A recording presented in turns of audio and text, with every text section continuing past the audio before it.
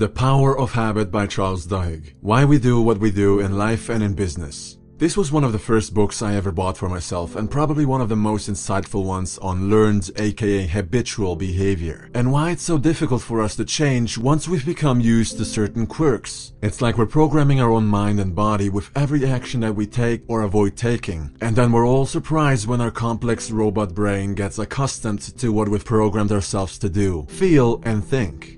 Ironically, one of the habits I wanted to establish for myself when buying the book was to read about an hour every day, and I wanted to achieve that by reading this book. However, I procrastinated for months. Every day I came home from work or even a training on top, I felt so tired that reading was the last thing on my mind. And I want you to consider this. Between buying a book, reading a book, and applying the book can lie a substantial amount of time, so don't beat yourself up for procrastinating every once in a while. Just like a battery, we need to recharge. When I was ready, I read the book from front to back on one weekend, taking notes, feeling shocked at a scary fireball incident, angry at a pathological gambler's way of losing everything, and intrigued by the author's experiment to keep himself from snacking cookies at work. It was fascinating. The most groundbreaking lesson I took away from The Power of Habit must be that you cannot really erase old patterns or say, delete a bad habit. That's why it's so easy for us to fall back into our old ways. It's something we're familiar and strangely comfortable with.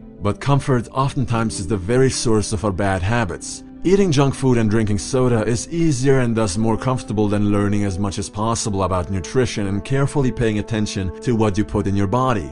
However, since you can't erase your bad habits, you have to replace them with a good habit.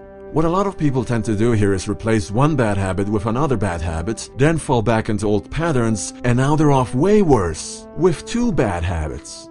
You see this, for example, when heavy smokers decide to stop themselves from abusing their lungs, which is great. And it goes well for a few weeks, maybe, but then whenever they felt that itch for a smoke, they ate some candy that was lying around, or even indulged in an extra meal per day, and in record time they gain a lot of weight, feel miserable, go back to smoking again, and now they're at a new all-time low. Instead, what our prime example could have done is discipline him or herself to run a mile, do a few jumping jacks or push-ups, whenever he or she felt the need for a cigarette.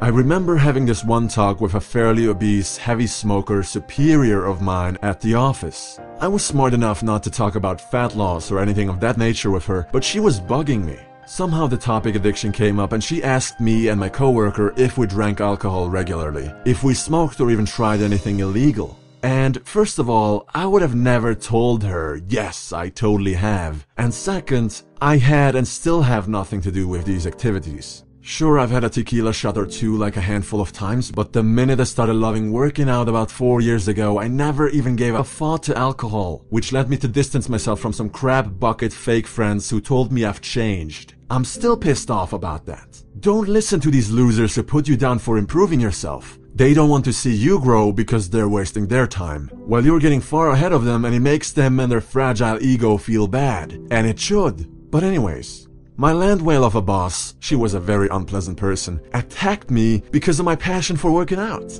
My habit was so strong, I loved it with all my heart. I couldn't wait to get to the gym, and when I was finished with my workout, I did a couple more finishers and had to drag myself out of there. Now here was this woman who drank bottles of Coca-Cola every day, acting like the literal chief inspector of the General Health Administration, telling me how unhealthy my addiction to working out was. What? Do you even logic? I didn't want to argue and outshine my master unnecessarily and simply agreed. But I added I'd rather have my addiction, my running high as she called it, than any other addiction. I was proud of myself and how determined I was in the gym. I wasn't going to let anybody discourage me, least of all her. And I hope you will do the same thing and you won't let anybody discourage you from replacing your bad habits with positive ones that will only multiply in number. Ignore all the noise.